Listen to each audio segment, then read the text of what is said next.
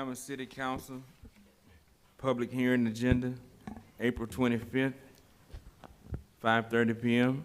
Roll call, please. Councilman Andrews. Present. Councilman Divatario. Present. Councilwoman Gonzalez. Present. Councilman Leon. Present. Councilman Wells. Public hearing item number 1. An ordinance to adopt and establish a tax on all taxable property within the corporate limits of Hammond for the year 2023. Casey Daigle. Public Works, 2 mills. General alimony, 9.04 mills. Police and Fire, 10 mills, for a total of 21.04 mills. Good afternoon, Council. Good afternoon. I'm before y'all this afternoon with an ordinance for the annual millage renewal. It's the 2 mil public work was a 10-year tax that was voted on that expires in 2025. The 9.04 mils is state constitutional statutory amount, and the 10 mil police and fire was a 10 mil tax that was voted on, a 10-year tax that was voted on that expires in 2030. This is the same as it was last year. There's no increase. It's not a new tax. It's just a renewal that we have to constitutionally do every year per the state constitution. Anyone from the public have any questions on this item? Anyone from the council? Thank you. Public item number 2. Public item. An ordinance to amend the budget for fiscal year 2022 to 2023. Lacey Landrum. What you have linked up, there are 4 links on the agenda. The first link is a summary of what we're doing in terms of the changes. The majority of the changes are we are taking what is known as the beginning fund balances. This is where we estimate that each of the city's funds will start when we are creating and passing the budget. So these were estimated when we did it in the last quarter of last year. Now that we have crossed over into fiscal year 2023, we have the actual numbers of where we were on July 1st. And so that's the first thing that you see is that change to the starting fund balances. As you can see on this slide and also in your summary table, it shows the current balance and then the amended balance. And as you'll see in the funds that we are adjusting, we're required by state law to adjust these anytime there's a 5% variance. So some of these, are smaller funds that a 5% ends up being not much money at all to trigger that. Some are much larger funds. But as you can see, fortunately, in the last column up there, all of these are increases with the exception of 2. The one on the limited tax DDD was just happened to be a paying agent fee that we pay on that loan that created Railroad Park and some other things. So that was just a small invoice. And then same way with water and sewer, we just had a little bit more expenses than we anticipated. So all of these, though, are good news, especially in the sales tax fund where we're actually increasing that fund balance by $2.3 million. The other thing that we're trying to do with this budget amendment is we're adding revenue that we have received in sales tax. To date so far, we've received about $1.5 million over what we budgeted, which is also very good news for Hammond, especially in these difficult economic times for other municipalities. So we are going to recognize about half of that. We're gonna add $800,000 into the budget, and that's what you see. That will increase the sales tax revenue overall to $27.3 million for the year. We are also requesting to add in, and on this slide, I actually have a change to make. We made it in the consolidated funds, but we forgot to add, to make this change on the slide. The first request is to add $355,000 into utilities and streetlights. The majority of this is that we have been converting streetlights to LEDs, which triggers 2 things. One, there is sometimes additional engineering fees for getting those installed. The second thing that it triggers is actually a little bit higher cost. LEDs right now at the Entergy approved rates run higher than some of our older lights that we have. But we know that the overall energy use is lower, so we're hoping to balance those out. But right now, it still costs more to actually have LED lights installed. The other thing is we've had a lot of repairs to streetlights this year. The work orders alone make up about $100,000 worth of this, more than we normally do in an average year. And that's because we're still playing catch up with some of the lights and new lights being installed after Ida. The third thing that's really changed this is the hurricane adjustment fees that we've all seen in our bills. So that's what we're asking for, is $355,000 additional dollars to utility and streetlights, and it's going to go across multiple departments. It's not just in one specific department. The second thing we're asking for is an adjustment and an increase to overtime amounts. This is going again to multiple departments. The original ask, as shown in this slide, is $40,000. Laura actually met with many of the department heads over the last 2 weeks and is now requesting $90,000. It's because really she met a lot with recreation and with police and fire, and realized that because of a lot of the events and a lot of the recent events that we've had in our community, we want to provide more protection. And so that's what that overtime would go to. It's not to, it's not just willy-nilly and not really thought out. It was a really good analysis with a lot of department heads over the last couple of weeks. These funds are all proposed to come from the general fund ending balance. And as you can see, then if we go to the changes to our general fund ending balance, with all of this combined, we still end up in a very good fiscal position. Our general fund, even in taking all this and taking the drainage, I'm sorry, I forgot to mention, and that's a large one. As you saw from the city engineer's letter, and Chuck is here tonight, we're requesting an additional $715,000 because we expanded the scope of many of the drainage projects that were put into the budget. So that's to accomplish that additional work. Again, if the bids come in lower, will be great. But we added that in just to make sure that we have that cushion, since that's such a large number. But even with all of that, with the changes in the drainage, with the changes in the overtime, with the changes in the utilities, and then the additional sales tax revenue, we end up in a very positive fiscal space. Our two funds that we really draw from the most, the general fund still ends up ending at $1.6 million. The sales tax fund still ends up ending at $6.2 million. So it's a great place to go into preparing our budget for this coming year with those kinds of cushions, and everything being in a good, positive place. Any questions about the budget amendment proposed? I have a question, Lacey. So for overtime, the ordinance that was introduced had 40,000, but That's now correct. you're asking for 90. That's So correct. when the council, when it comes time for final adoption, they'll need to make that change. That's correct. Is there any other changes from what was introduced? No. And we changed, that's the only thing that changed out of everything that we had proposed. So that's the only correction. Anyone from the public have any questions on this item? Lacey, I wanted to make a comment about, I think it was about last year, representatives from Energy came and talked with us about the charges.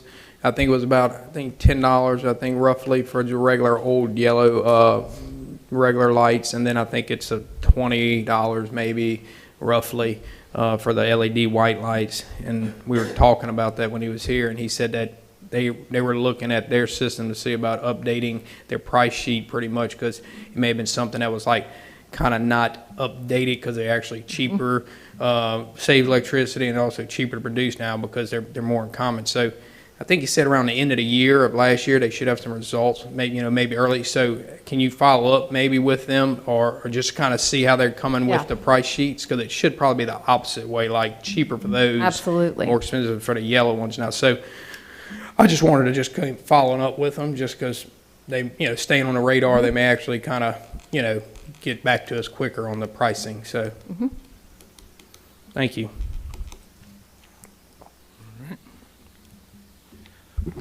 Public hearing, item number 3. An ordinance to provide for the permitting of mobile food vendors. Okay. This item came before us on our last meeting. Tonight, praying that we can get through and set everything in place. I had Ms. Lisa to email you, the council, some updated suggestions on some of the items. Excuse me, I can't get it to open up on my phone. The document won't open up. You have a copy?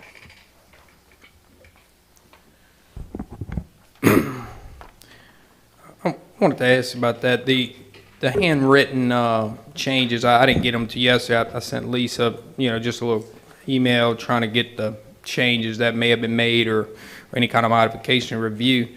The written, I guess, recommendations or discussions, where did that come from? Is that yours? I met with the food truck representatives, and this is the discussion that we had was some of the suggestions that should be implemented into what we're looking at. I think after reading some of those and meeting with them, a lot of this stuff falls upon the state guidelines, and some of this stuff will be able to help us to be able to, in other words, oversee the process once it's put in place. Some of the options that are made, all of it's up for discussion when we can iron it out to how we want it to be. Okay, that's why I was just kind of want to make sure if that was, I didn't know where they were coming from with, who wrote the, I didn't know if it was out of the discussion of multiple people who came up, multiple people in the members that came to the council member and had a discussion, or you, or whoever. I just didn't know if it was one person or it was just kind of like changes being made, suggestions, just kind of get a little more understanding about it. Mr. Kellyman. Yeah. One of my biggest concerns is making sure that these vendors stay far enough away from brick and mortar.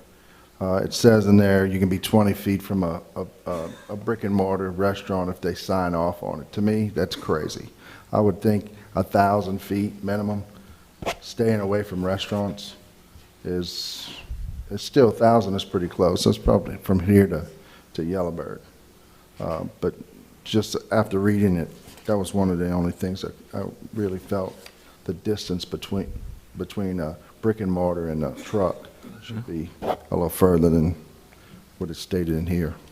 Okay.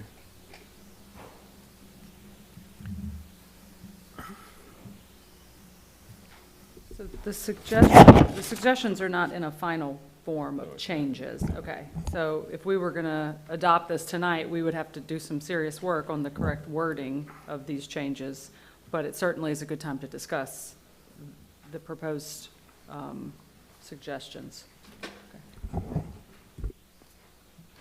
Good evening, Council. Again, Kelly West, 116 Elm Drive, Hammond, Louisiana. So, Mr. Sam, to answer your question, as I stated before, this is something that we typically as a group go over. There are some food trucks in the area that we weren't able to speak to and have the group discussion with, but this typically comes from the group. So, any other questions that you guys have? Yeah, and that's kind of what I just wanted to ask, because I didn't have any explanation on it. I just didn't know if it was a, discussion amongst a group, and these are just jotted footnotes that people may have thought about, or, Right. how yeah.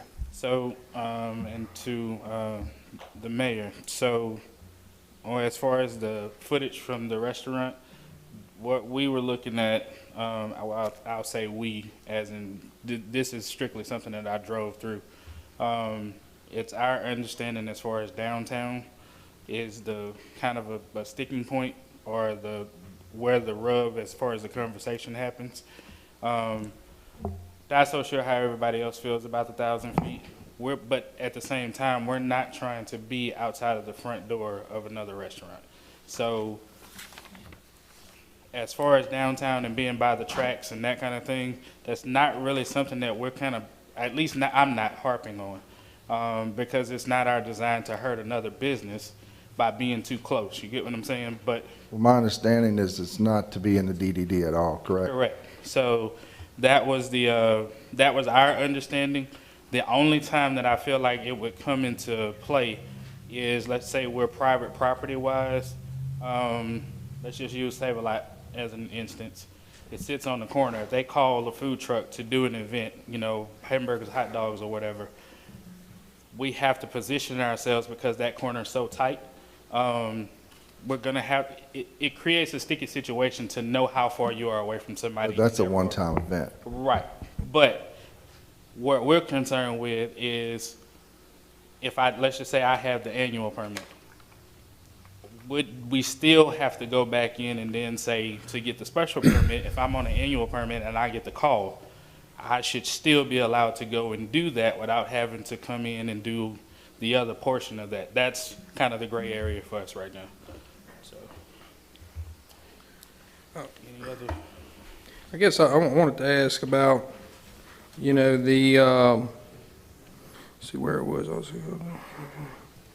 I think I saw some red right here was about the 200 per year. Is this the permit also called the occupational license, which this would actually be the fee, I mean, would be the permitting fee, but the occupational license would be different. But would you even need occupational license for the mobile truck vending, Andre? Because, I mean, it's a little different. I mean, so is an occupational license, probably shouldn't even, it's probably not required for that, more like just a permit, huh? That's yours, but my thought is your permit is your occupational. Yeah. Yeah. So, Permit is your occupational license. Now, Right. the question would be to your special permit. So to me, you may need a special permit in addition right, to your annual Okay. occupational license, especially if you're within the DDD or some area that's otherwise excluded Okay. under this.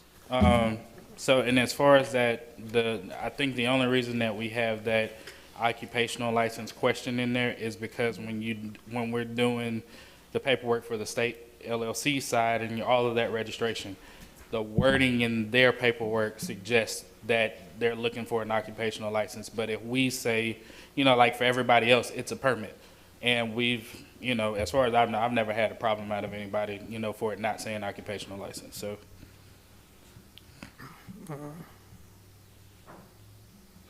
Anybody? Does somebody want to just go through, since what we have online is probably very different from the notes that you have on your ordinance?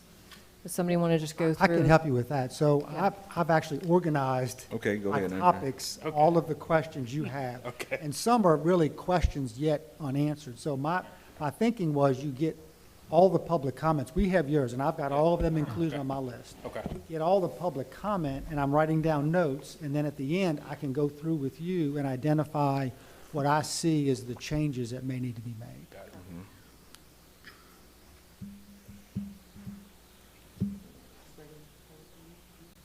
Okay. Anyone from the public have any concerns or questions on this line item? Come up to the podium, please give us your name and address, please. My name is Jesse Quillen. I live at 40524 Macedonia Road, Hammond, Louisiana, 70403. Yes, I have a concern because I got all the permits that I need. And what type of special permits do we need? At the spot that I'm gonna be at, it's on private property and it's way over 1,000 foot from a restaurant.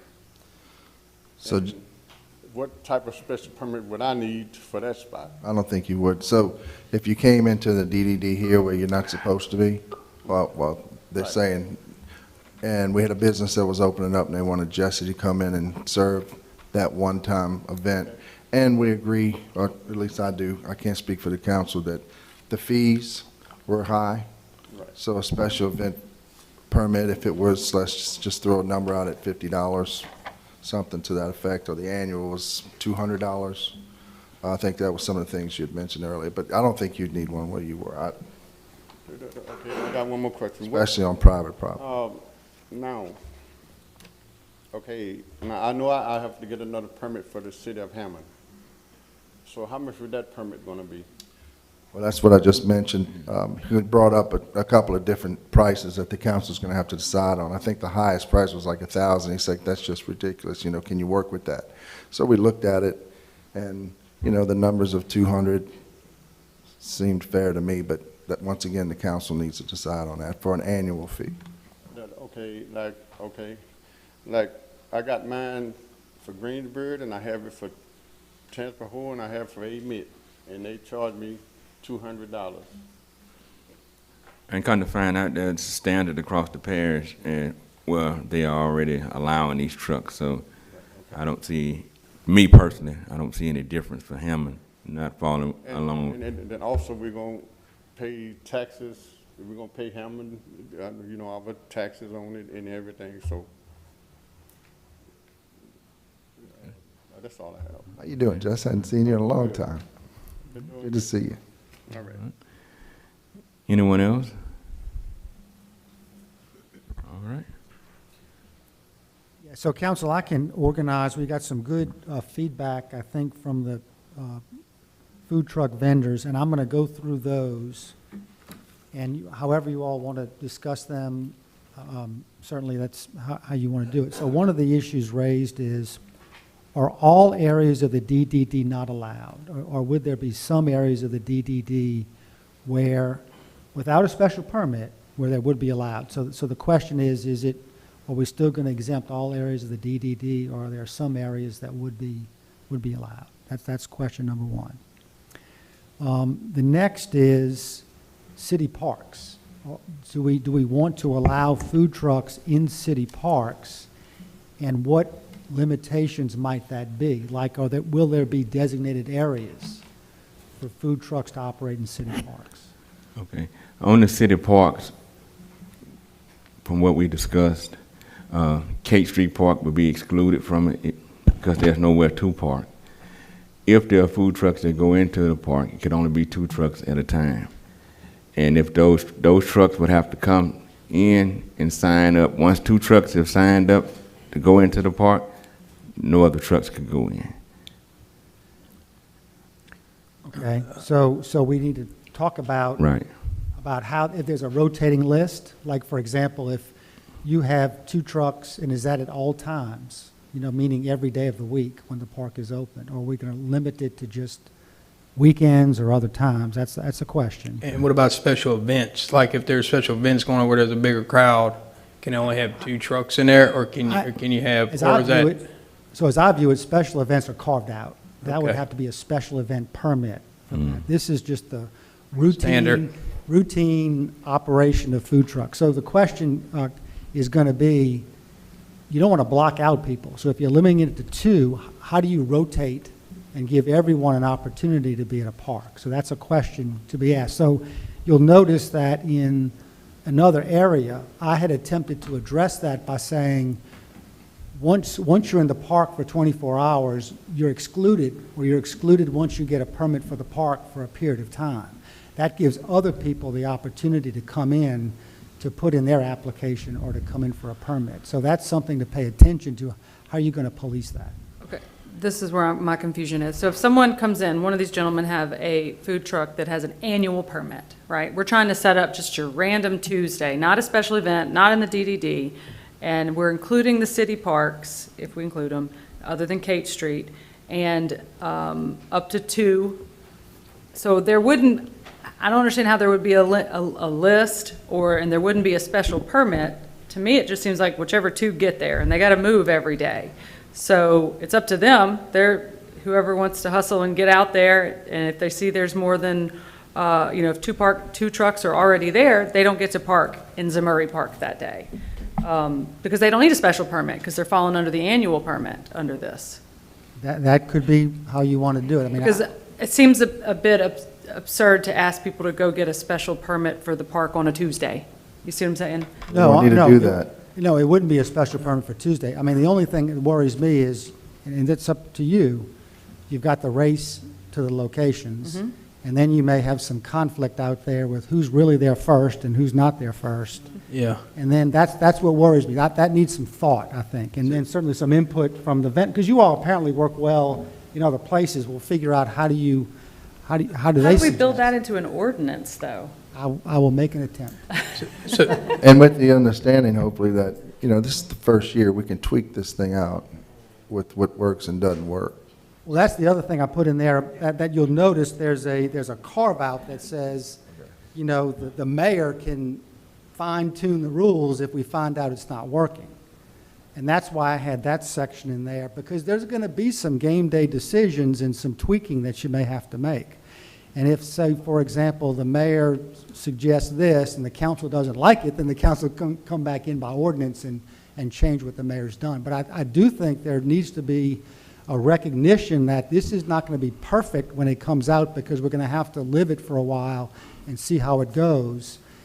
Under this, it does give the mayor the authority to fine-tune some policies and procedures, such as how do you decide the locations? Somebody's got to figure out what locations at each park are going to be allowed.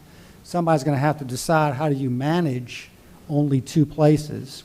And look, if the mayor does something that you all don't like, you can come back in again and codify it in an ordinance. So where did 2 come up from? Was that just a suggestion, or was it somebody looked at? Right, there was a suggestion when I met with Okay. them, due to the size of some of the parks. Yeah. And, 'Cause I mean, like Chapapilla is huge, and then, but then you got some smaller parks that are like, that 2 may go, so I don't know if it would be per size of the park or what. I mean, That's a good idea. I mean- You may have some park that's large enough to accommodate more. 3 or 4. Chapapilla is pretty big. North Oaks, I guess, is a pretty big park. Zumeri is a big park. So, I mean, you might be able to put 4 or 5 over there. I'm just saying that. And what we can do over time as well is, if it's working, we can bring the amenities into you.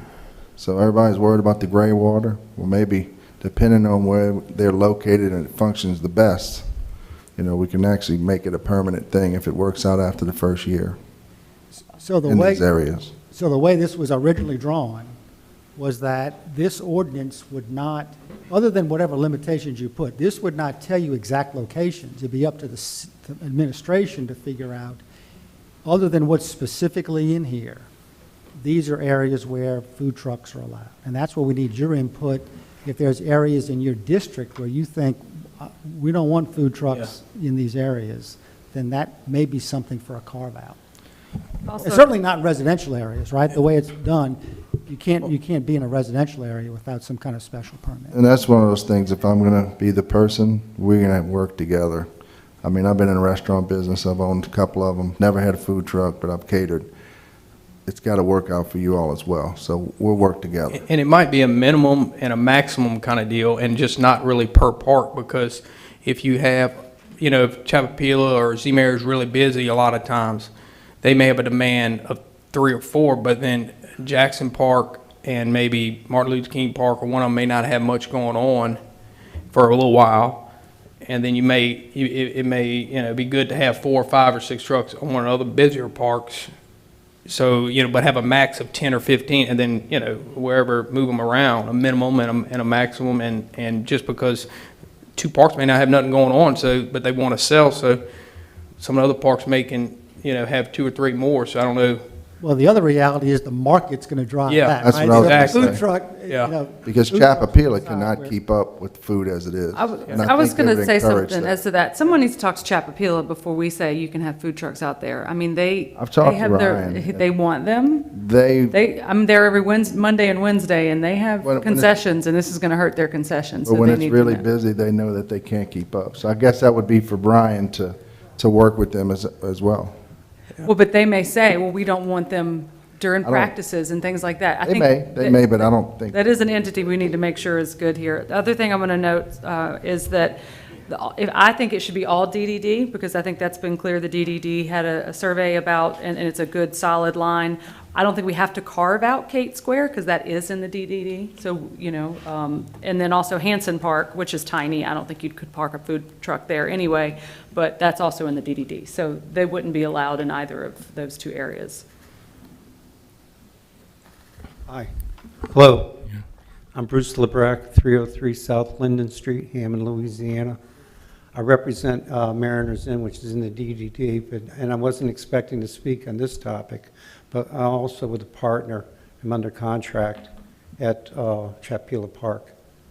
We have a contract to run concessions out there, and I can say that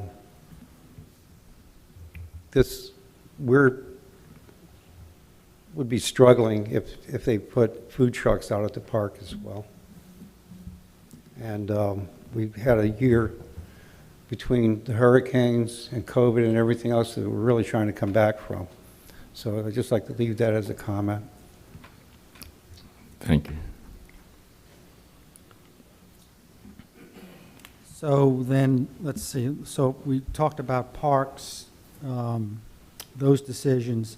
There was a comment about there should be some appearance limitation. Is the city concerned about the appearance of a food truck?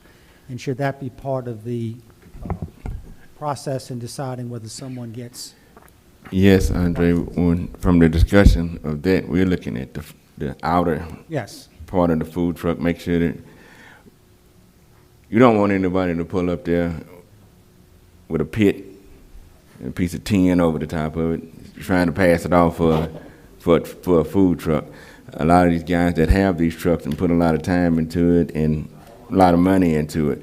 So one of the discussions is just like the mayor saying, you know, this first year we work on some things together. They all decided to sit down and have a conversation on how to draw up a thing for somebody in the permit office to actually look for on the outside of the truck to make sure that it's up to code and a good look that'll fit.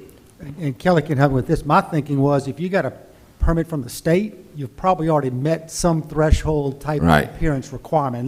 That's where that would be covered. So that's kind of the guidelines that we went under because we're trying to, like you guys do, things in the parish that mirror the parish government side. We were trying to do that same thing with the state. So when we go in for the state inspection, they're physically on the trailer, they're checking the inside and that kind of thing. What we were trying to limit is something that was a concern for us, and I think it was a concern for the council as well. Somebody coming in that's not a part of our city and having a trailer that just, you know, would make us look bad as far as, you know, looking at it from the outside. So we wanted to suggest that when you come in for the permit, that you have to have the trailer, that the trailer not be permitted or the truck not be permitted without it being seen first. Just so that you don't give a permit to something, like Councilman was saying, that has a tin roof on the top of it and it's rusty, and, you know, you won't find that out until somebody calls you and says something about it. The one thing that I came back up for before we got, I was hoping I was going to catch it before we got this far. We didn't have a discussion as far as Hot August Nights. That is a topic that has come back up because the trucks have been down there for that.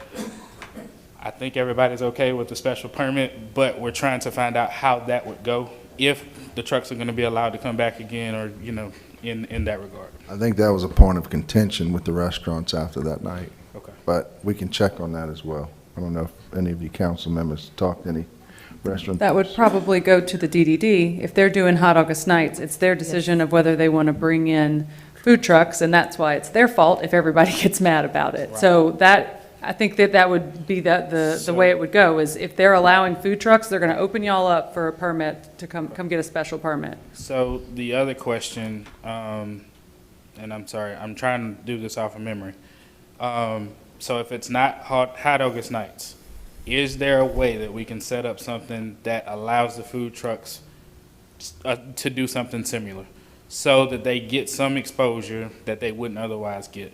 And I don't know how we set that up or what we would call it, you know, or, you know, how you guys need to do it. But I think, as she said, DDD represents all of the businesses in that area, so Right. they would be the ones. Are you saying having some kind of event for food trucks in downtown? it does, I don't know that Just they like a care where it's festival? going to be. Food truck, Yeah. But just something that allows them the exposure, you know, probably all of us at some point together at one time. Of course, everybody would probably like for it to be downtown, but if it's going to mean, you know, I'm at this point right now with the kickback that I've had from the businesses and preparing to move Barbecue and Blues and other festivals to Zumeri. We're preparing the electrical, we're preparing the water Okay.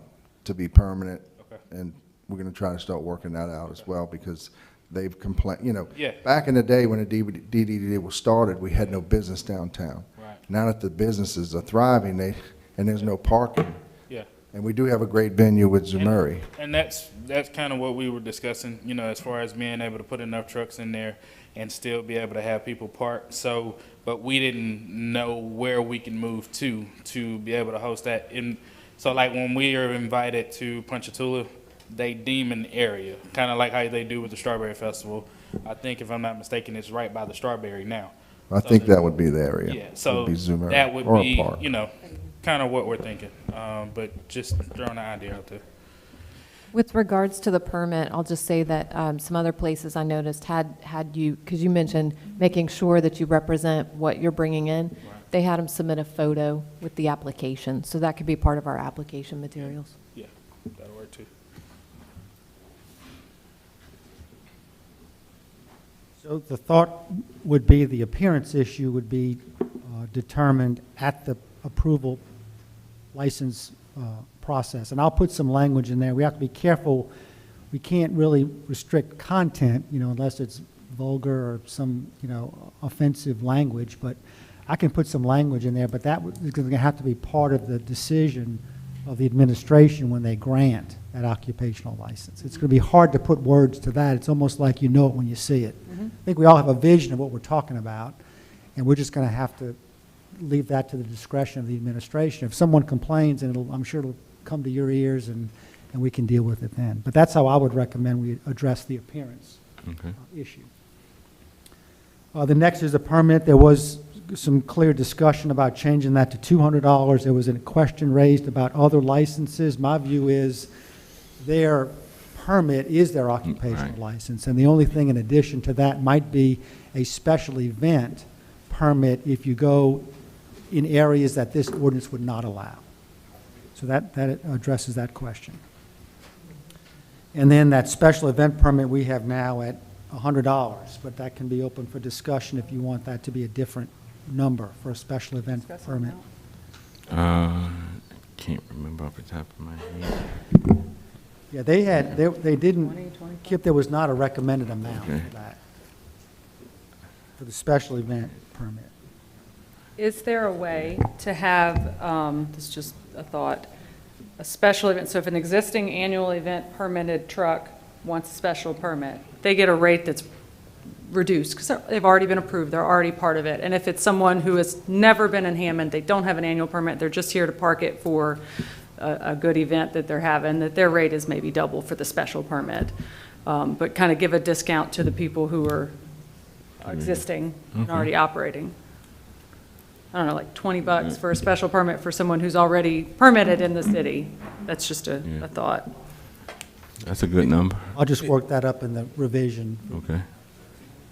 Do they have, what are some of the other places with special permits that, the parishes and all that y'all go, is there a special permit fee price that, or no, just one permit? Okay. But then like Ponchatoula does it, where it's a drastic fee for Strawberry Festival or something. Oh, it's Right, 2,000 yeah. for a special, okay. Okay.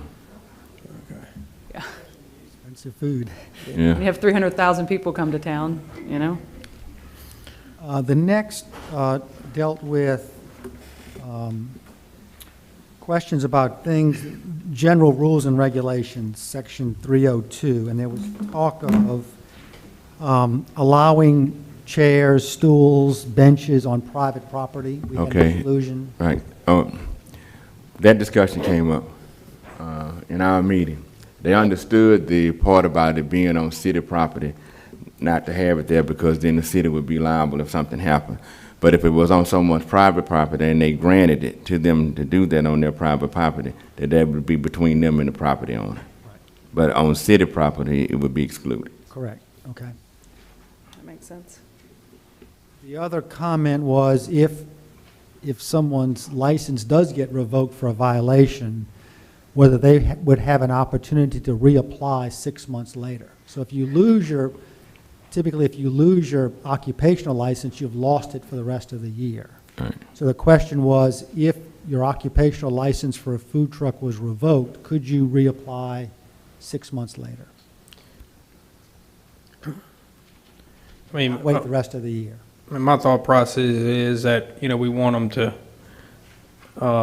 abide by the rules, and I think we need to have some consequences in place. And I'm not so much on bending on a lot of the regulations y'all have on it, because we want to have a clean, nice, and people abiding by the rules and making sure that,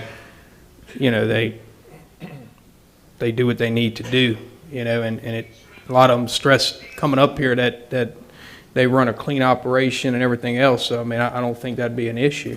Yeah, and really the penalty is going to be the fine. Yeah. Right, And then you would only be revoked if you had multiple violations. Right? You wouldn't be revoked just for a first time. Yeah. So I think Right. that would be the way to handle it. yeah, I think like the first time would be a verbal warning, so many days to get it together.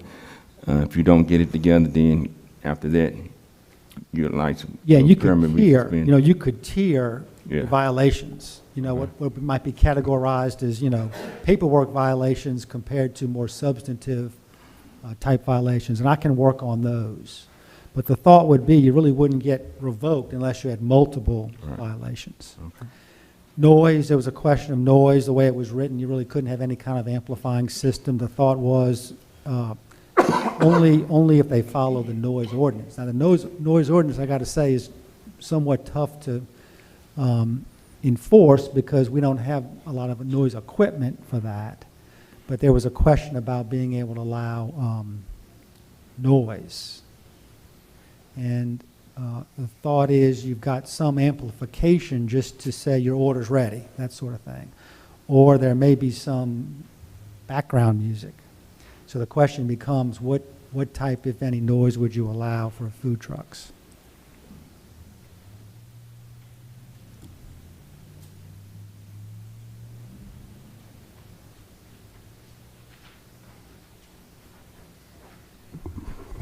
Sorry about that. So just to clarify to the council, speaking for my truck alone, if I have a line and I need, Sam, you ordered something from me, you're in your car or 10 people back, I need to be able to use the mic sort of like we have here just to say, you know, ticket number so-and-so.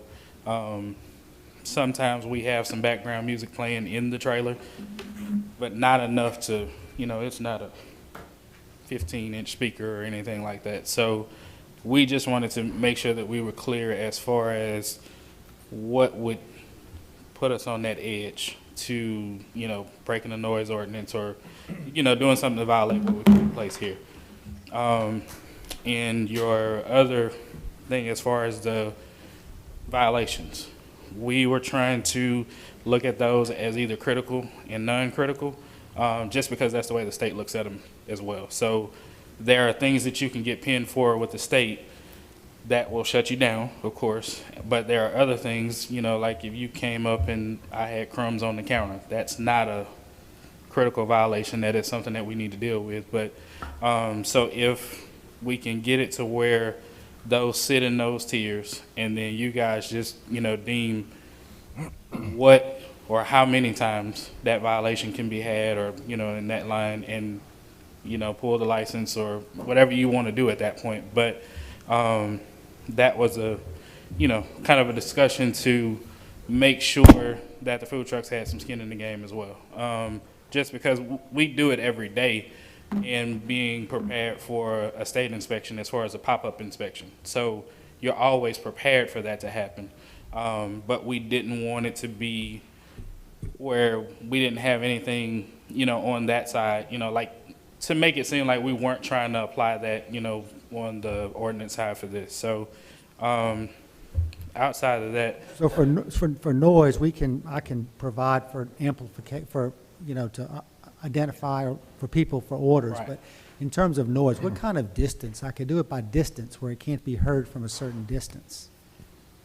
That I would be okay with that, just because let's just say we do, and this goes back to Councilwoman Gonzalez, if we were on a special event, you know, that was, let's say it's private property or otherwise, typically sometimes the truck is, you know, providing some kind of ambience, you know what I mean? So We're carving out special events. Right. Don't worry about special events. So, That's different. This is just the normal rank and file. right. I would probably say, I mean, guys, y'all are here, 100 feet, 200 feet, you know. It's a long way. That seems a lot, that's a good bit. that's- That's Not for, I mean, For just noise, to be I'm able talking to. about noise. So like if we're calling out an order, like I've been in places. I'm not worried about calling out Not an order. I'm worried about No, music. no. Okay, just music. Music. Okay.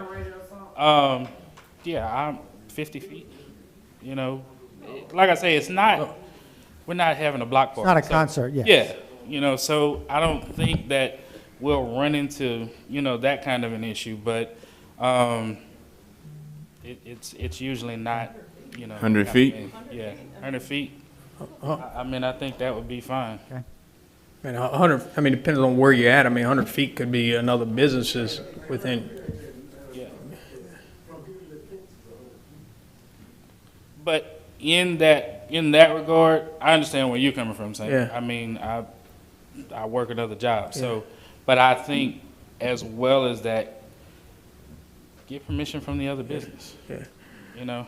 I got to put something in the ordinance. I can put my- 75 feet, and then y'all can think about it, and. my concerns are kind of where some of the commercial may be closer to neighborhoods. I don't want any residents calling me up complaining about music being played because they can hear it from there. So I'm not trying to, any of the peace and quiet for some of the residents. Some of the areas are closer to more residential than others, and so therefore, you know, I just want to be respectful for the community. Coming for the food, not the The music. food, not the Right. party and bar-wise kind of style. So that's my concern, you know, about that. We could even put a carve out that it can't be within a certain distance of a residential area, and that would address the noise issue. What do you think, I mean, what do you think about that? I mean, for me, it's not gonna matter. 'Cause Okay. I'm okay with that anyway. I don't know about the rest of the guys, though. I'm going to answer real quick for Chapapila. I just talked to Ryan Barker, I texted him. He agrees with Bruce that it affects the revenue through sales, through the concession stands. They do a one-time event for back to school, and he says everything, and that is not a city park, that's a parish. Yeah.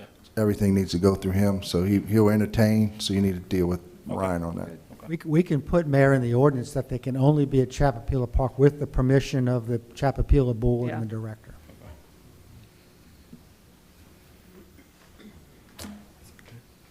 Okay. Let's see. So public property, there's what we have in there now is you can't be on public property longer than 24 hours in one location. So the question becomes, is there a blackout period where you, after your 24 hours, you can't go back to that location on public property for a period of time? And that's the only issue of where capacity is limited. So the mobile food truck is intended to be mobile, right? You're not there for a long time. That's the question. So How like long if can it someone be in one goes to location? Zamurray, they're one of the people who are, one of the trucks who gets to Zamurray, and they're there, you know, for a full day, they have to They leave. leave their, yes. Yeah, they've got to leave, it seems to me in parks, they've got to leave after the operating hour of the park. That's right, they have to leave at dark, sure. They have to leave at dark. But then can they show up the next morning? And that's the question.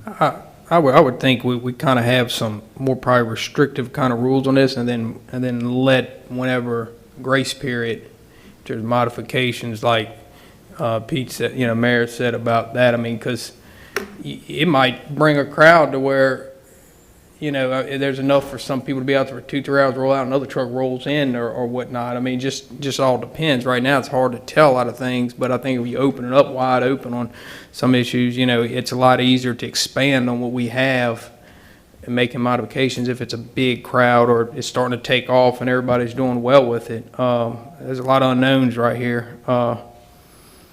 So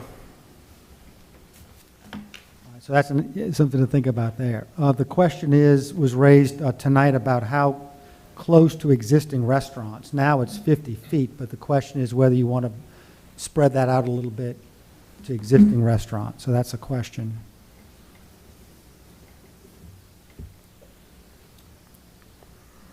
And I'll leave that blank, and y'all can figure that. That's a question. My suggestion is 1,000 feet.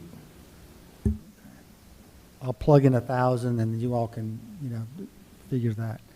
The next, the discussion was having some kind of two-tier violation, where the more minor violations, maybe just have a warning first, and then a tiered, and then for the more significant ones, there'd be a more expensive violation, and maybe no warning.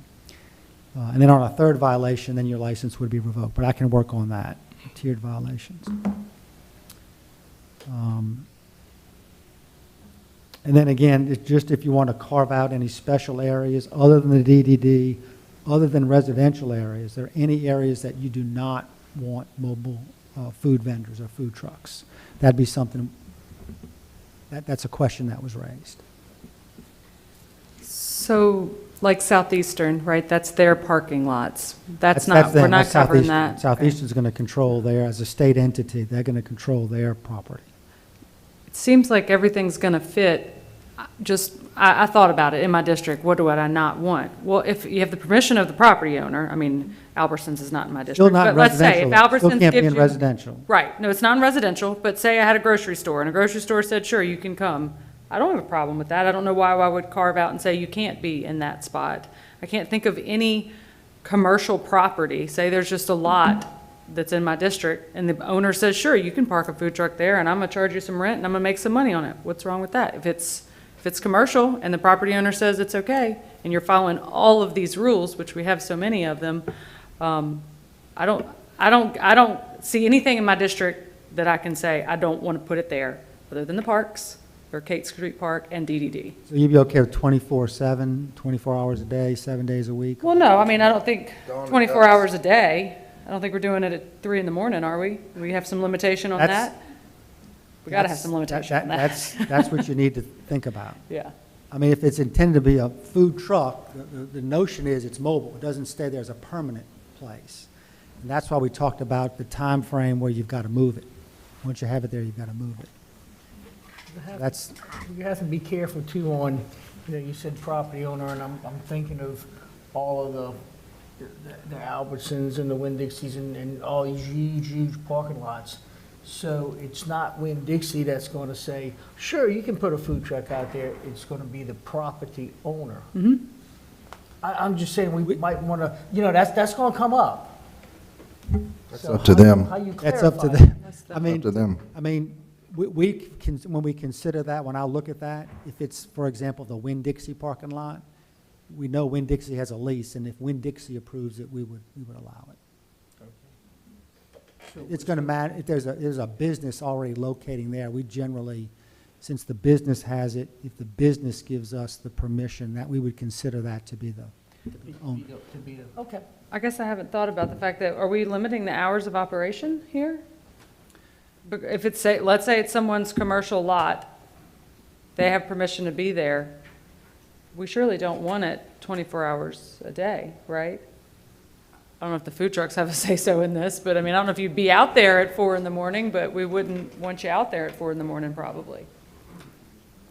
Well, right, because your restaurants open 24 hours a day? I guess. 11, yeah. 11. Yeah, they usually close at 11. So I guess the reason that was kind of something that came up for discussion was because it originally, I think, was like if you were there 24 hours, 24 consecutive hours, let's just say, then you had to be gone for 3 days.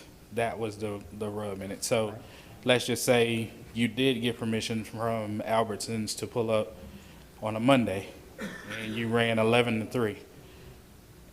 So looking at that as the whole day goes by, but then were you stipulating that same truck couldn't come back?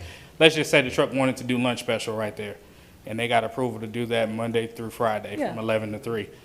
We wanted to make sure that rule didn't outweigh what the property owner said or, whatever we were trying to do at that time. So. Yeah, I don't think it certainly shouldn't. I mean, if they let you stay there Monday through Friday, then you should be able to go back every day. The only other instance that I know that I've ever had a discussion like that is pulling up somewhere, but it would still be private property in the instance that if you're invited there, sometimes it doesn't make sense for a food trailer or truck to drive away from the location if they're going to be right back there the next day, like that morning.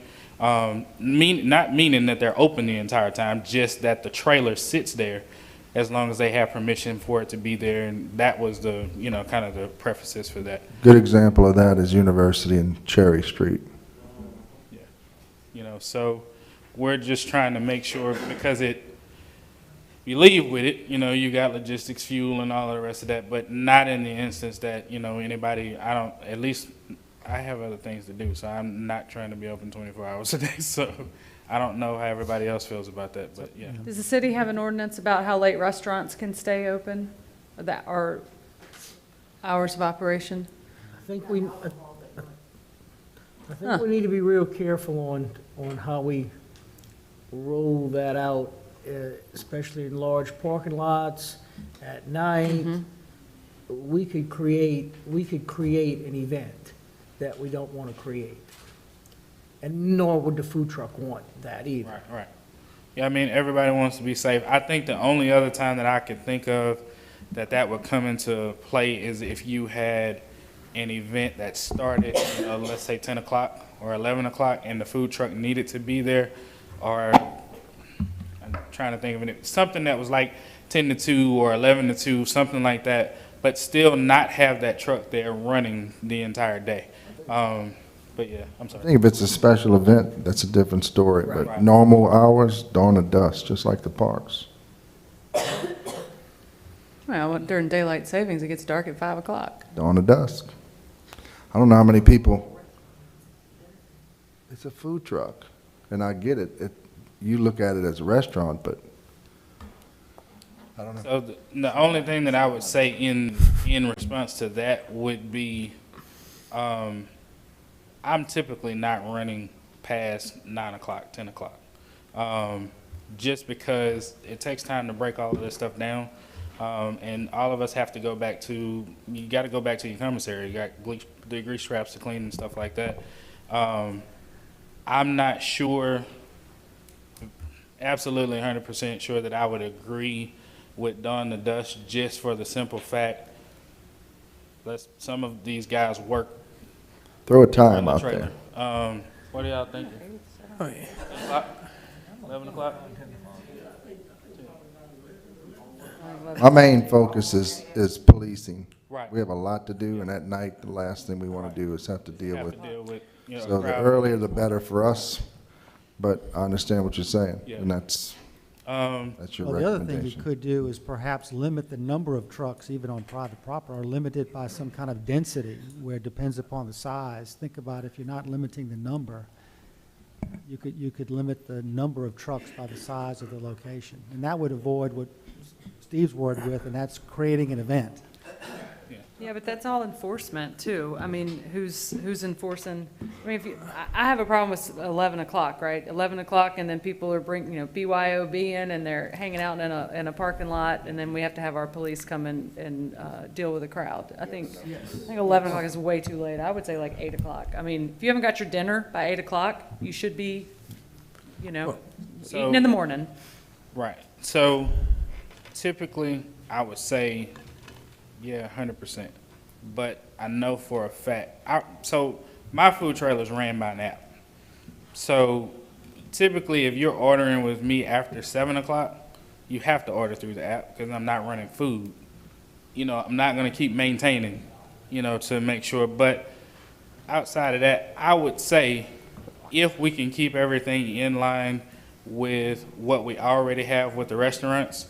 So if the restaurants are closing at 9 or 10, send everybody. They're not. It's just different. It's just a different. You have capacity in restaurants or a certain amount of people that can only come in. I think that you shut sales down at 8 o'clock, and I mean, you could still be there. Y'all got to break down. That's not a big deal, Yeah. but it's closed for business at a certain time. And again, like we've discussed, this is all, a work in progress. So, I mean, if we start at 8 o'clock, which is kind of in the middle, and work from there. It's the late side. I'll pencil in 8 o'clock and then we can open that up for any other discussion. Any other? That covers, keep the issues that were brought out, I think. Kelly, I think that covered the issues you guys brought out. Now, we went through this. Are we going to get this kind of drafted up and reviewed and have maybe tabled to public, another public announcement for next week not next week, next city council meeting, to have a public input where we have kind of some of this stuff drafted up by you and some of the changes and options we Yes, can I don't think review. we can adopt this tonight. I mean- There's too many changes. So, Yeah. so your question would be, do you want to have another public hearing at the next meeting? You don't have to, or you could certainly have public comment before final adoption. Yeah, Yeah, Yeah. I would say some. And that would be not tonight, but at least 2 weeks away. it would be. Yeah, Okay.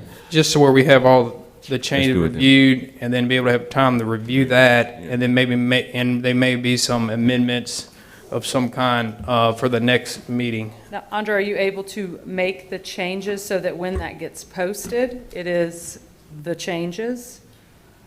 I mean, based on the comments tonight, I'll suggest something, and I could circulate that for any initial comments before we actually posted what might be, Okay. you know, the suggested changes to the ordinance, still open for public comment. I could do that, but I think we ought to circulate it first internally. Yeah. If there's something I missed, if something strikes you as, you know, not being So consistent. when we get to it, perhaps a motion to table Table, the yes. adoption with the Yes. suggested Yes. changes tonight? Yes. Okay, Yes. that makes sense. I would like to just commend Councilman Andrews and our food truck guys here for a really good discussion. Like, I feel like this is how government should be. We are troubleshooting a lot of difficult things and hopefully going to get a product that really serves the people, but also helps protect the city in this task.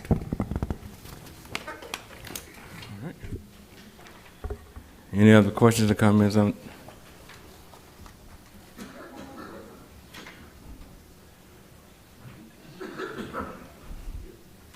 Now, well, I want to, once a month, I want to go to Martin Luther King Park and feed the people for free from 12 to 3. But I need a special permit for that. I'm not gonna sell nothing. I'm gonna give away food once a month. I'd imagine you probably need a special permit because it's something special. You're either going to need an annual permit or a special permit. Well, he's going to have an annual permit, but yeah, and I guess that would go to the question of how we determine who gets to go to the parks, right? If you know you're going to be on there that day, are we going to have a rotating list? We're going to have to figure that out before the next one. Or do you just have to make sure you get there and you're the first one? That's I think the open-ended question about the parks. Okay. It's a good point and a very nice gesture, obviously.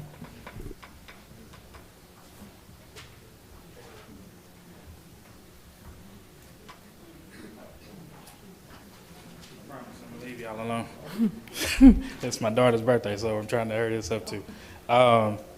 So, as far as the parks are concerned, I know it may not make sense on you guys' side looking in, but just as a group and everybody's talking, we think it'll be fine. As far as who gets there, we don't see it as being a problem because that's typically how we operate anyway. You could have a spot and think it's your spot, you know, until you roll up and you didn't get up on time and somebody's in there. So that's one thing. The other thing, as far as time and that whole shutdown thing, I don't think there's a real big pushback on it, but it's definitely something that's doable because you're concerned with it from a standpoint of making sure security-wise, not only is the community taken care of, but the truck is taken care of as well as the business. Correct, and as Carly said, Yeah. BYOB, bringing your own bottles and turning it Right. into an outside. Yeah, just a thing. So, on that issue, I'm gonna speak for myself. If that is the way that we, have to govern it, it is what it is. But as far as the parks are concerned, I think generally, especially for what he's talking about, generally that's something that we do as a group anyway. We pick a place that we're gonna be able to go back and give back to a community. So I don't really see where we know that's going on. Typically, we're behind him to make sure that he has enough help there to push product out. So I don't think that'll be a real big issue. And remember, the parks are dawn to dusk. Right. So you got. No, all I was going to say is I know y'all communicate well right now, but if this all goes in effect, like, it's probably going to be more than y'all's little group. And so therefore, that's why about the 2 per park or 2 or wherever, I mean, then you might have another group that comes out from that area that's arguing and fighting with y'all or whatever, whatever. So, I mean, it's not just y'all's group, because then once everybody finds out and hears about it, it may start taking off, so. Yeah, I mean, true enough. Yeah. We understand that. I think another thing that we discussed was trying to make as much of the revenue, especially what happens in the park, to be somebody from the area, in that regard. But I could see how it could be a little bit of a gray area, but I seriously don't think that you'll have a flood of trucks going into the park, just because if there's not an event going on, trucks won't be in there. They're going to be private property or something like that. So I guess the thing for me is, I don't want to say, yeah, we could see that would be an issue until, like the mayor's saying, we're going to have to kind of see how it goes. But on the initial thing looking in, I don't see where you're going to have 10 trucks trying to get in one place and then somebody's mad at somebody else. I think the person that you're going to be mad at is me. So the more we communicate, the better it's going to be. Right, yeah. So, but outside of that, I mean, typically we know where each other's going to be. We know where, like, if I want to go eat with Mr. J, then I know where he's going to be typically. So that's usually not an issue as far as that's concerned. Again, at this time, I would really like to thank the food truck guys and their spokesman. I'd like to thank the council and the administration, because this is how the process is supposed to work. This is how we're supposed to work together to resolve any issues or problems to move forward. I would say, after sitting up here into this second term, I've enjoyed the ride on everything that I've done, but this has been the best ride for me thus far, because of the simple fact of being able to engage with one another and with council members as well, and with the administration, for people to be able to see that the process works. And this is how the process is supposed to work. So I thank everybody that played a part in this. Andre, Ms. Lisa, my council members, the city administration, the Food Truck Association as well. And we're going to make everything look good. All right? Hammond City Council regular session agenda. The time is 6:30 p.m. Roll call, please. Councilman Andrews. Present. Councilman Divatario. Present. Councilwoman Gonzalez. Present. Councilman Leon. Present. Councilman Wells. Each person had the opportunity to pick up an agenda. If you didn't, it's one sitting right here to my right in this basket.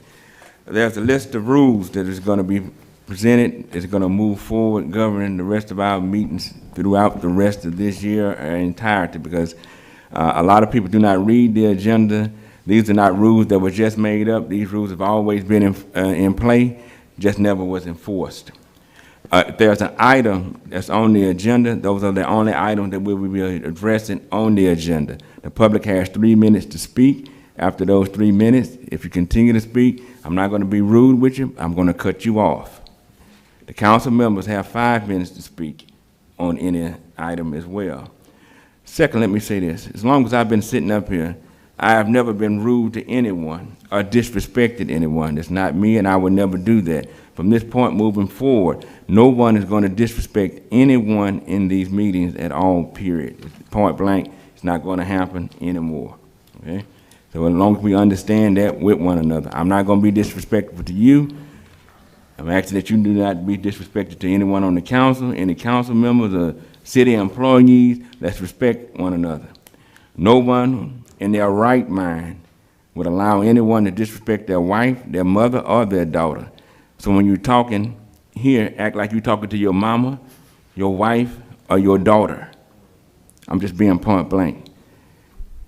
The Bible says everything should be done decent and in order, and the Lord that I serve is not the author of confusion. So moving forward, we're not going to be confused. I just want to be crystal clear. I had this put in the newspaper. I had it sent to everybody that receives the council agenda, had it sent to all the city employees. Today, moving forward, we have to stop. We have to do the right thing. We're here to conduct city business. Let's conduct the business that is in hand for us to conduct. every person in here, and even sitting up at this table, has a personal stake in what they're doing, and I understand that your heart can get into it sometime, but remember what we're doing and where we are and who we are and what we're representing. If I got any questions, any concerns on that before I ask Mr. Mitchell to come up and pray, I'll address that right now. If not, I think we're clear.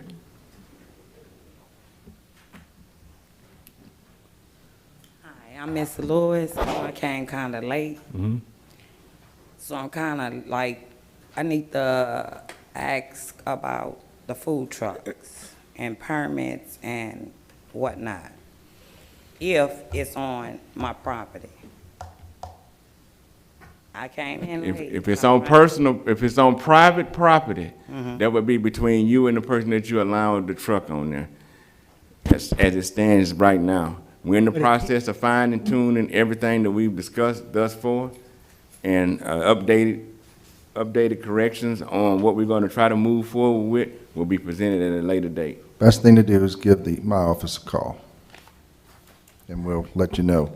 As far as rules for the trucks as well, we're not going to go through all that again. They're not allowed yet. We're still working on the rules, and hopefully in the next meeting, we will have the rules in place. But in short, if you are going to allow a food truck, once we allow them, we pass the rules, it's going to be between you and the food truck. Okay. But I mean, as far as paying or anything. That's up between you That's guys. between you We don't care guys, about that. Okay, that's all I want to say. Next meeting, you'll have a lot more information though, because it should be fine-tuned by next city council meeting. Okay. So if I'm not on my own property, what? Well, there's, If I want to move it, if she want to move it, yeah, you can move it, but I mean, there's a lot of, we're just going over the draft right now, so that's what you missed. So like, it'll be cleaned up and amended, and then next meeting, it'll actually be a lot easier for you and everyone to understand, because it'll have a lot of the work done and complete on it, and there'll be a final kind of draft that we'll go over. So, okay. so yeah, so it's not even in place right now, so there's a lot of unanswered questions right now. Okay. Yeah. I just wanted to know about the money part or whatever. Yeah. We're still going along, we're still going over all that right now. Okay. Yeah, thank you. Just want to ask. Yeah. Thank you, Thank you. guys. We're down to our prayer now. Mr. Mitchell, could you come up and pray? Good evening. Lord, we thank you for this opportunity to come and meet to discuss the business of the city. Bless us that we may be able to conduct in an orderly way. Thank you for the new rules that are placed in order. And we will follow those and respect each other. Bless this council, the mayor, assistant mayor, and all those that are here. In the name of Jesus we pray. Amen. Amen. For our pledge of allegiance, I ask that all veterans, active military, render the proper salute. I pledge allegiance to the flag of the United States of America and to the republic for which it stands, one nation, under God, indivisible, with liberty and justice for all. Thank you, Mr. Mitchell. Could I get a motion to approve our minutes of our April 11, 2023 meeting, please? So move. Second. Councilman Andrews? Aye. Councilman Divatario? Aye. Councilwoman Gonzalez? Aye. Councilman Leon? Aye. Final adoption of an ordinance, number 1. Final adoption of an ordinance to adopt and establish a tax on all taxable property within the corporate limits of Hammond for the year 2023. Public Works, 2 mills. General alimony, 9.04 mills. Police and fire, 10 mills. Total of 21.04 mills. Casey. Again, this is the ordinance that's mandated by the state constitution that we go every year to get our property tax millage into on the books. Again, the 9.04 mills is state mandated amount from the state constitution. The 2 mil public works is a 10-year that was voted on. It expires in 2025. And the 10 mil police and fire is a 10-year tax that expires in 2030. Again, this is the same from last year. It's just it's just a new year, same amounts, not new taxes. Anyone from the public? Any questions or concerns from the council? Pleasure of the council. Make a motion to approve. Second. Councilman Andrews? Aye. Councilman Divatario? Aye. Councilwoman Gonzalez? Aye. Councilman Leon? Aye. Thank you, Casey. Thank you, Casey. Final adoption of ordinance number 2. Final adoption of an ordinance to amend the budget for fiscal year 2022, 2023. Lacey Landrum.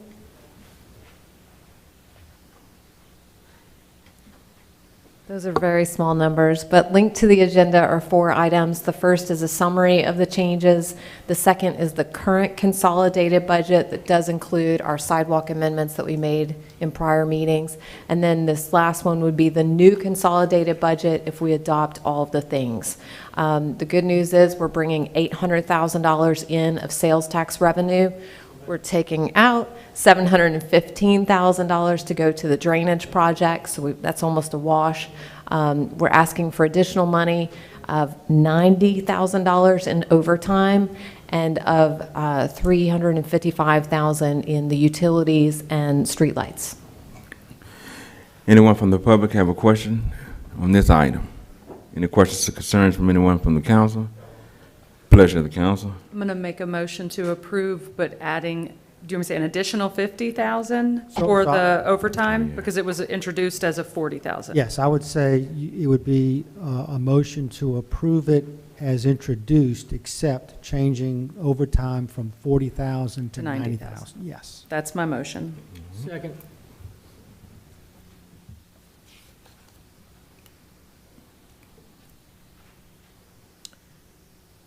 Councilman Andrews? Aye.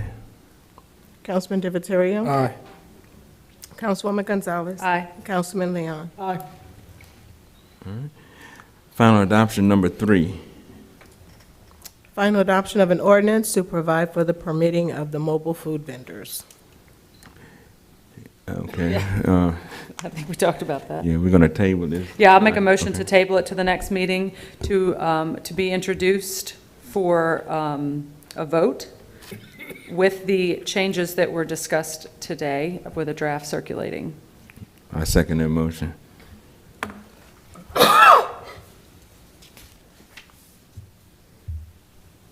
Councilman Andrews? Aye. Councilman Divatario? Aye. Councilwoman Gonzalez? Aye. Councilman Leon? Aye. Introduction of ordinance number 1. Introduction of an ordinance to amend the Code of Ordinances relative to abandoned and junked motor vehicles and other provisions relative thereto. Bobby Mitchell. Good evening. Good evening. This is a issue we've been having for quite some time. Thank you, Attorney Andre, for summary to change this ordinance. Previous ordinance was lengthy and challenging in terms of doing enforcement for the actual removal of the vehicles. So I want to do the summary of the ordinance to ordinance number 2553, I believe it is, Code of Ordinances, Chapter 20. Abandoned motor vehicle is described as being any unattended motor vehicle on a public property or on private property without the consent of the owner for more than 24 hours. In the previous ordinance, it had to be 60 days, so that's quite a difference. That'll expedite the removal. Motor vehicles including road vehicles and off-road vehicles, such as self-propelled construction yard and farm equipment. Those are all defined as being abandoned motor vehicles. A 10-day notice, we stick a placard on the vehicle, placed on the vehicle in a permanent location. The notice shall state they will seize and be sold if the vehicle is not removed within 10 days. The notice shall state the date the notice was placed on the vehicle and the date the 10 days notice will be expired. The person to contact for the information will also be on that notice. Seizure and towing, after 10 days, the motor vehicle shall be towed, $50 fee plus the cost of towing. Storage sales, number 1, the tow and the storage license facility, store and disposal under the Louisiana Towing and Storage Act, LSA, RS 321711. Storage company shall send notice to the owner and the lien holder. The owner and the lien holder may request an administrative hearing with the city. After 45 days will send a certified notice to the owner. After notice expired, the storage company can apply for a permit to sell the motor vehicle with the Office of Motor Vehicles and Corrections. The city takes possession on number 2, 10 days notice to the owner if a registered vehicle is seized. After 3 months, considered abandoned, second notice to the owner of sale, sold to the highest bidder after appraisal and publication, 3 times in a 10-day period.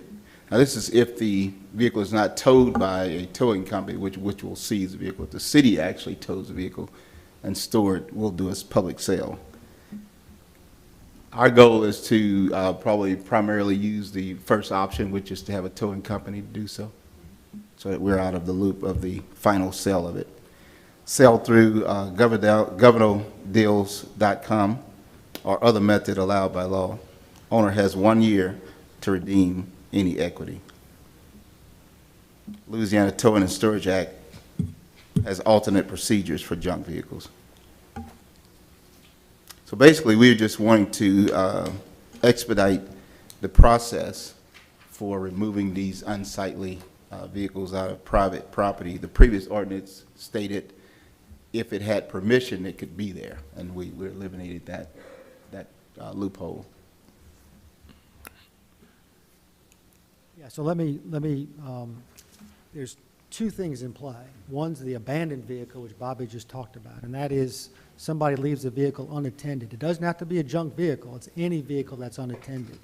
24 hours, after 24 hours, you get a sticker, put the sticker on it, it follows the vehicle, and it can be towed. Either probably you get a tow company, and there are provisions of law that deal with what the tow company must do, or the city could take possession. And if the city takes possession, we send them a notice, and if it's 3 months and they haven't contacted us, we can sell it.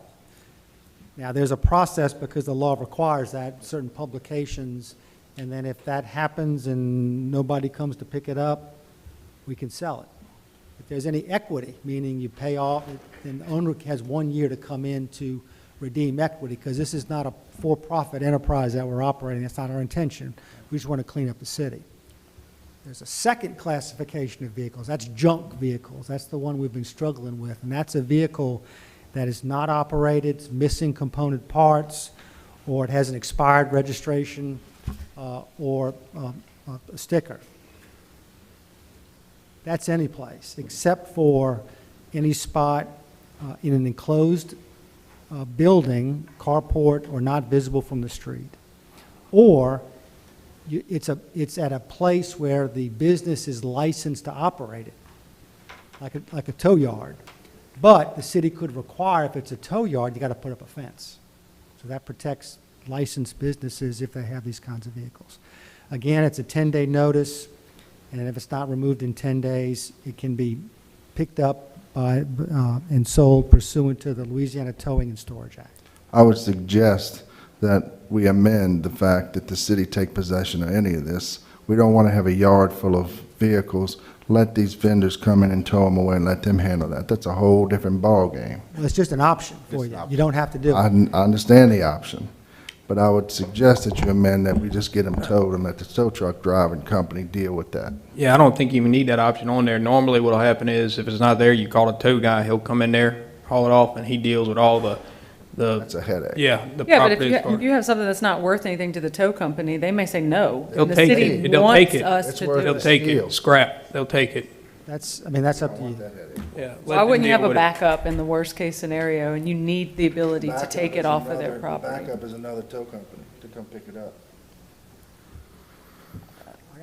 Well, we can discuss that at the right time and amend it. And What if it's an old wrecked golf cart, and no tow truck's gonna take it, nobody wants it, and the city could come get it in a truck and get it and put it somewhere, and then scrap it In that themselves? yard where we have a lot of.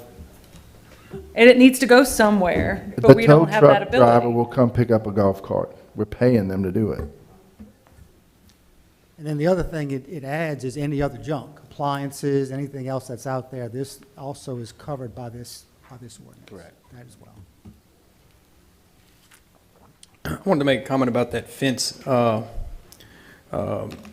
Some places in my district, they'll have a chain link fence, and then they'll have like junk behind the business, and it may back up to a neighborhood. We don't have on the ordinance that it needs to be either a mesh through the chain link, something to where like it encloses the eyesight to the neighborhood behind it if it's on the borderline. We don't have anything in there that, It's not supposed to be visible. okay, because I didn't know, because there is one like that, a couple, but I mean, one definitely I get calls on, and sometimes it gets out of hand in the back, and then code enforcement come over there, We'll but clean it up. I wanted to make sure they put some kind of fence or mesh to where it protects the neighborhood. Bobby, that house on Ruland that had all the stuff behind the fence, and it was closed off, and we were able to get them to move it. How did you go about that? We have an option as well with trash and debris in our grass and trash ordinance, where we can actually cite with regular trash removal and have those contractors to bid if it exceeds $999, which is the normal rotation that we use with contractors. We can actually bid it out and have those to do it. So we were able to do the same thing with a location on Ruland.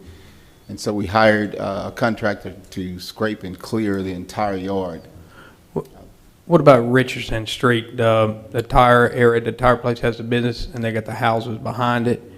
They usually, sometimes they'll get out hand with some cars for temporary purposes and high grass and everything. And so I've called before, and actually they're supposed to work on it, but I don't know whatever happened with getting them to kind of have the chain link fence, either have mesh in it to where it's not sightly from the neighborhood. Is there something on the books that Will be now, once it's addresses that? passed, for sure. Okay, just want to Clean make that up. sure, yeah. All right.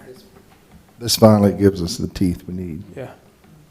All right, thank you. In addition to that, whenever there's a budding residential district to a commercial use, they have to do a wooden buffer fence to prevent the nuisance. That's already on the books right now? Classification of nuisance, it depends on what your definition of nuisance is as well. So that's one of the gray lines that this should alleviate that problem.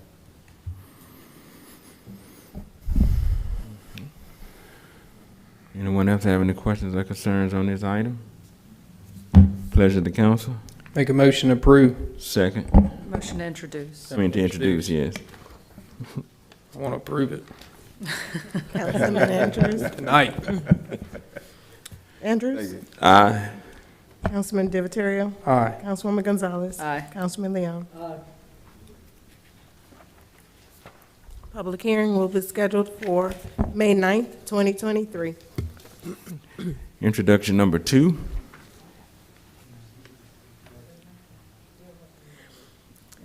Introduction of an ordinance to approve a request by Sico Group LLC to rezone Lot S-1 and Lot S-2 in Block 43 from MX-CBD to MX-C, located at 201 East Robert Street and 306 North Cypress Street, per survey by Randall W. Brown and Associates, Inc., dated 12/27/2023.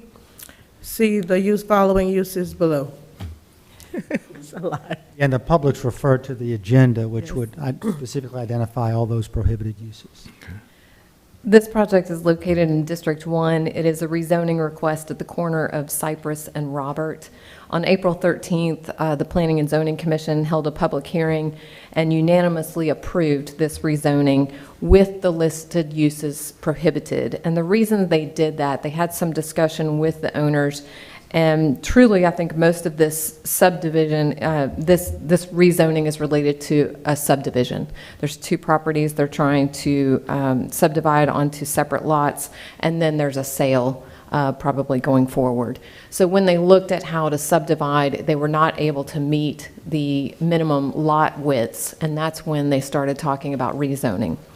So they have restricted many of the uses that would have changed between mixed commercial central business district versus just mixed commercial.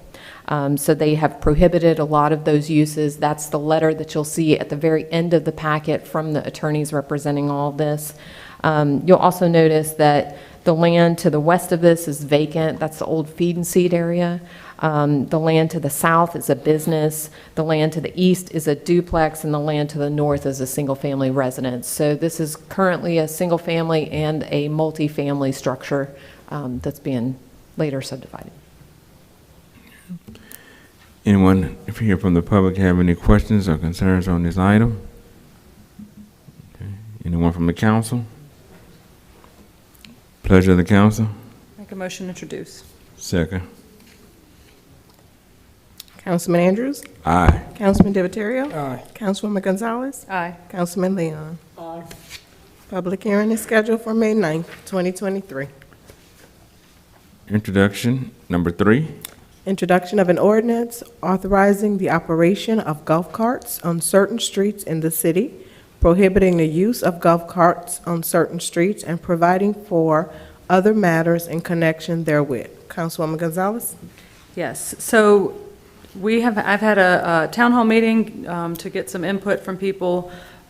Just as a background, golf carts are not presently allowed in the city. Louisiana law allows municipalities to pass an ordinance that allows golf carts to be operated on its streets, in its borders. And so in order to do that, we have a lot of people who use golf carts, and there are some safety concerns with people using golf carts and driving golf carts on the city streets. And also we want to make sure that that everything is done according to the law. This ordinance is specifically only to golf carts. It is not go-karts, ATVs, four-wheelers, lawnmowers, tractors, all of that. It is golf carts. It defines what a golf cart is.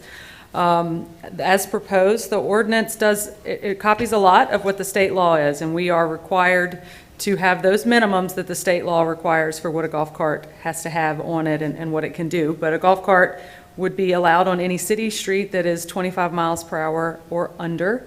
Obviously, it's not going on state highways. That's against state law and obviously under this city law.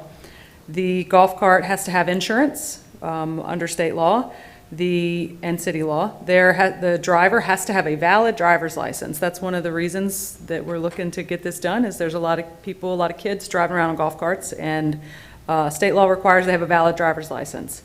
So we're going to allow that too. We discussed curfew, and as proposed, it's 12 a.m. to 6 a.m. You're not supposed to use golf carts on the city streets. You're not supposed to drive or operate or park golf carts on sidewalks or bike paths or other areas not designated for motor vehicle use. Then the requirements of the golf cart they have to have efficient brakes, and these are taken straight from the state statute. Efficient brakes, steering apparatus, safe tires, rear view mirror, reflector, warning devices on the front and rear. They have to have headlamps, front and rear turn signals, tail lamps, and brake lamps. And I want to be clear, that is what's required by state law. I've had some people who've said, well, my golf cart's old and it doesn't have those things. We are not going to pass something that is less than what the state requires. The golf carts have to be registered through the state of Louisiana, through the Department of Public Safety, the Office of Motor Vehicles. It's got to have a decal from the Office of Motor Vehicles. Then it's also going to be registered in the city of Hammond by the police department. And we have a proof of registration and a sticker and an renewal every 2 years with a fee of not to exceed $75. That's what's proposed so far, $75, excuse me. And so this is just bringing us into compliance with state law and allowing people to currently use the golf carts as they already do. It will allow us to have enforcement of our rules and traffic laws. And there's been a lot of input by this. This was drafted by Andre after reviewing a lot of different other municipalities' golf cart ordinances, and I believe it will be a benefit to the city. It's something we really need. My district has a lot of golf carts, and there's a couple of other ones up here that have them, and so I'd like to introduce it for public hearing. Any questions or concerns from anyone from the public? Any other questions or concerns from anyone from the council? Pleasure of the council. Motion to introduce. Second. Aye. Councilman Divatario? Aye. Councilwoman Gonzalez? Aye. Councilman Leon? Aye. Public hearing is scheduled for May 9th, 2023.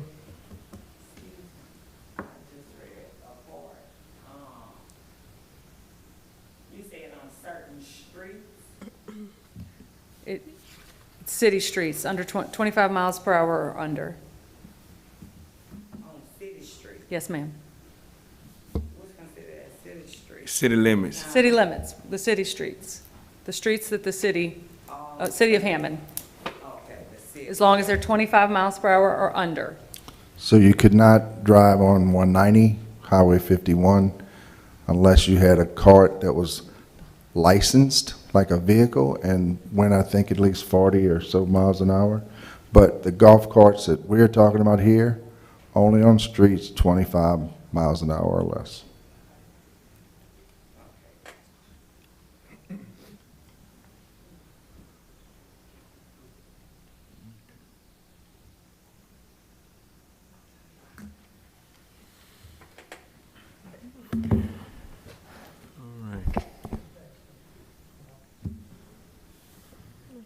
Resolutions. Oh, we're done, okay.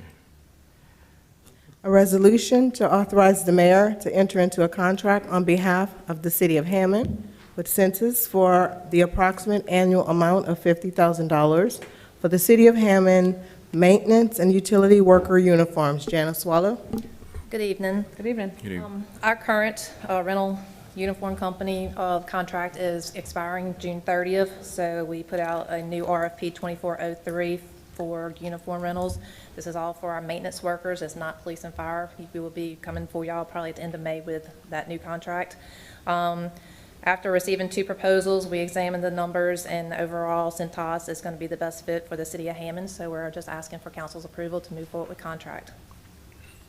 Any questions from anyone on the council? I'm sorry, the public? Any questions from anyone on the council? Pleasure of the council? Make a motion to approve. Second. Councilman Andrews. Aye. Councilman Divatario. Aye. Councilwoman Gonzalez. Aye. Councilman Leon. Thank you. Resolution number 2. A resolution to ratify and award bids received for 2023 for sidewalk improvements, FY 2023, project number 420-12308. Chuck Spengler. Good evening, everybody. Good evening. I'm going to be quick. Bobby asked me to keep it brief. Should have got the bid tab on our sidewalk project. This is all flat work, no drainage. We've separated sidewalks from drainage because the drainage and sidewalk project together has taken over a year, and I don't want the next one to take a long time. So we've split the drainage project, which bids next week, from the sidewalk work. We had 8 bidders, as you can see. The low bidder was Warner Contracting, $229,903. You see on that list. There were a few discrepancies. This is just a little smaller job. Generally, the smaller contractors tend to make a few minor errors when they turn a bid in. They forget a piece of paper, or they, put a number in the wrong place. But in general, the bids were good. So I'd recommend award to the low bidder.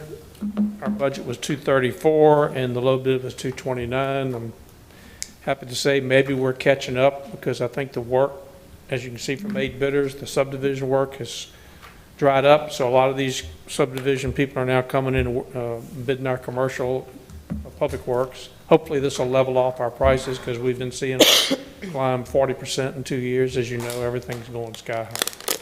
Materials are still a problem, but at least our bids are kind of coming back into line. Chuck, can you remind us which sidewalks these are? Blackburn, Louisa West, East Church, and Morris, and Mooney. Those 5 locations. Okay, thank you. Anyone from the public have a question or comment on this item?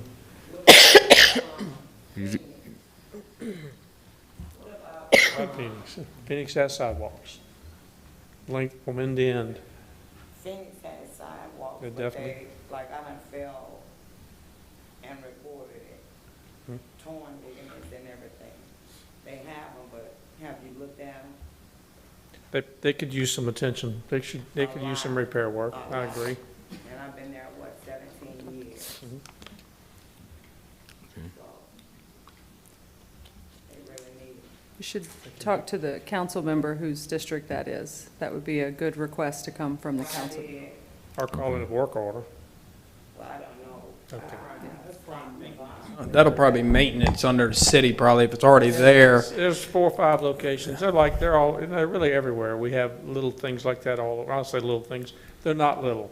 Sidewalks separate, and when they separate, it becomes a trip. If it's over 3/4 of an inch, it's considered a trip, but they're everywhere. I mean, you never stop if you start. It's just a lot of work, and they're really all over. My concern is because we have to walk on the street. You know, cars are coming, so there's no sidewalk. I'll get with Devon. Okay. Phoenix Square. Corbin's another example. I mean, I can take you all over. West Church has some of that. There's different places, but this is all new flat work. We're not replacing any existing sidewalks here. Did CNN give the permit yet for the Hardin over there by the railroad tracks? No, we had, Or did the work they needed to do, how'd that over there on Hardin? I think it's, the money's there, but they did it. Hardin is in? I thought it was. I saw the black rubber on, Good. yeah. And that's already been appropriated. We have the money to do the rest. Did Okay. you say General Pershing too? We've only been, how many years is that? Is that, A few. good, wonderful. Sometime you're in your first term, It's listen. exciting. Yeah, That happened under Jason, I'm pretty sure. But took a long time for. They're definitely slow about doing it, Take our stuff check. with the So railroad. does that fall under your deal or I'll take city care of in-house? it, yes, but you don't have to worry about it coming back to oh. appropriations. We have the funds already set. Yeah, to do but that. it's under your I'll take care of it. contracting. I'll probably add it to this contract right here, Okay. since it's flat work. Okay. Just add it's all bid by the square yards. Mm-hmm. I'll come back to you for that. First, we need to award the contract, if it's your pleasure, to the low bidder, Warner, and for the base bid, in the amount of $229,903. Pleasure of the council.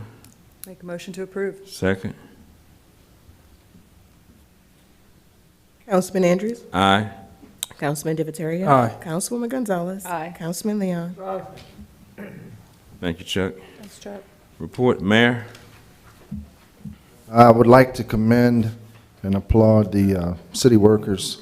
We did receive the district award today for cleanest city. We also had the judges here today for the state contest, and we worked for 2 days. Robert Williams, Whitney Statham,'s team, and other department heads getting out there. So we'll see what happens with the state. But city workers worked really hard, couldn't have done it without them, and very proud of them. Council reports. Council.